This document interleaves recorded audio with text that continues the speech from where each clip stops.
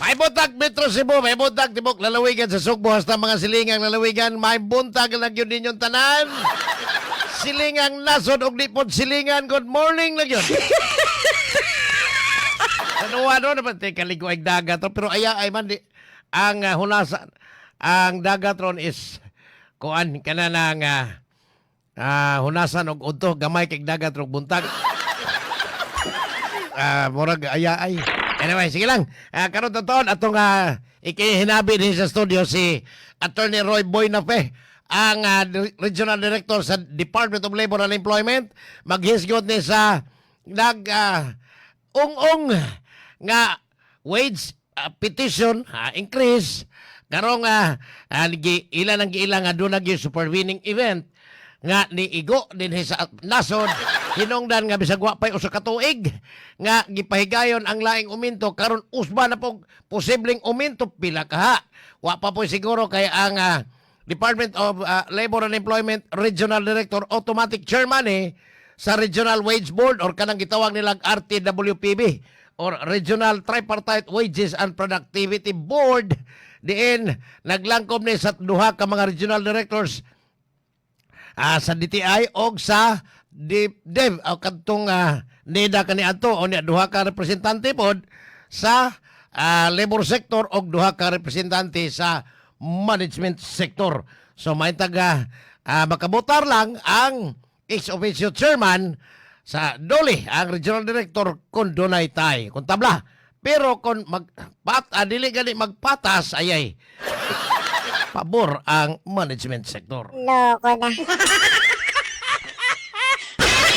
May buntag ninyo tanan. Ang labing awahe, arita sa mga balitang angay ninyong mahibawaan. Kaya bisag nakaibawan mo atong pahibaw usab.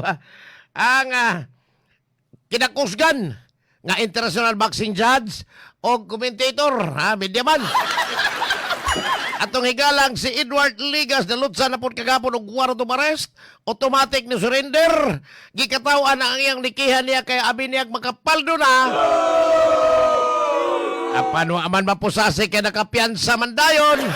Kuman mulusot ang warrant of arrest dito sa Talisay sa RTC Branch 65 sa 3 counts of cyber libel or RA 10175 nga nakapiyansag 144,000 matitakuan nagkwarta ning migo na to nagkwarta ang matag count tag 48,000 ang piyansa mo hinungdan nga niabot og 144,000 ang kinatibuk ang napiyansa ni Edward Ligas ang maong kaso gipasaka nini Jerome Awit katong kusog mo kanta matod pang Edward Ligas nga tag-iya sa Seal Ridge Construction nga iyang gipasanginlan nga ni gamit og lipak sa flood control project ni Lollipop Juan Odison nga kongresistas mandaway.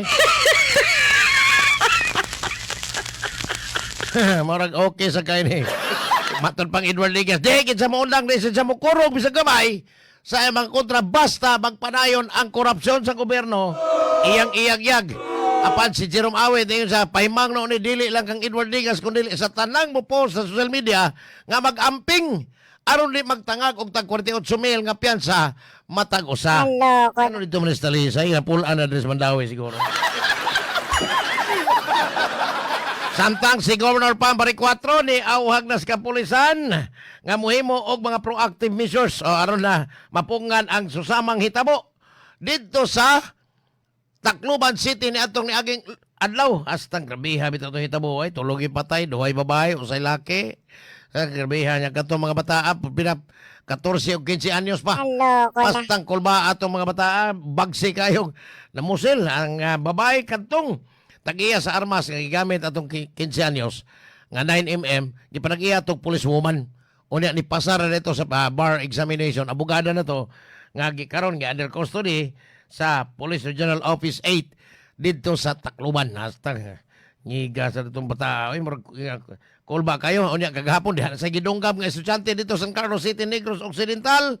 Hastang grabihan ng violence sa eskwelahan. Ay, grade 9 gapon ang gidunggam. Pastang grabihan. Ay, matabang, mo ay nahinungdan nga si Governor Pambari 4 nihimo na og lakang alang nga nag-awag sa kapulisan nga kinahanglan yun nga masiguro ang kahapsay sa matag eskwelahan og mga estudyante lakip na mga maestrang guwapa sa tibuok probinsya sa Sugbo aron malikayan ang mga panghitabo. Mo ni ang giingon ni Governor Pam, yasang nga awhagon ang Department of Interior and Local Government nga mo'y mo'y ahinsya nining kapulisan ug ang Department of Education alang sa seguridad sa mga tunghaan. Okay kayo ha?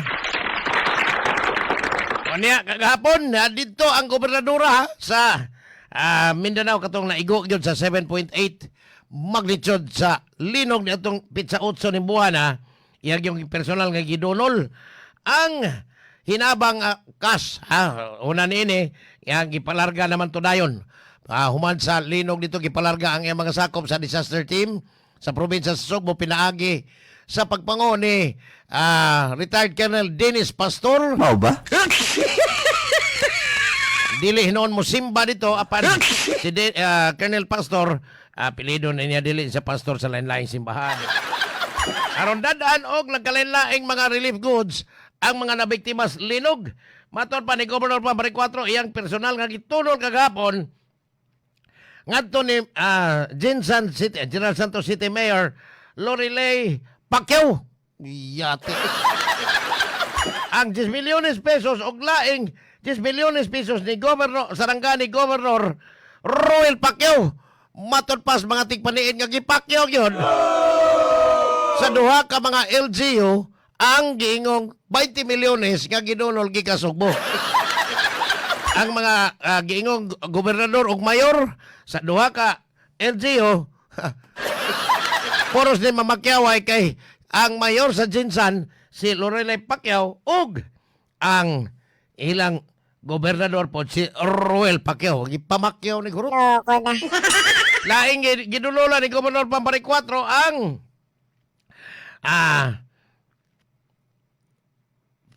5 milyones nga gidulol niya dito sa Davao del Sur nga dawat po ni Provincial Administrator Attorney Herbert Gonzales og laing 5 milyones sa Davao Occidental nga gidawat po ni